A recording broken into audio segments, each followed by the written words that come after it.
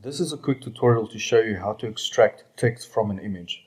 Let's go to ChatGPT and say, give me a friendly mother-in-law joke. Why did the mother-in-law sit in the shade? Because she was too hot to handle. Okay, let's take that text and we go into Canva and we choose any text section and we just paste that in. Make sure it fits on the image. Now we've got an image. Let's save that image. So we download it.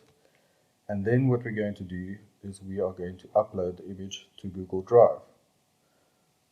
So here is the image. So file upload into Google Docs. And here we find our image. We go to the three dots and we click on open with and we choose Google Docs. And now Google Docs will go ahead and automatically extract the text from the image so we can use it elsewhere. So right at the top you'll see the original image, and then at the bottom it gives you the text that we used on that image. So that's how you can extract text from an image using Google Drive.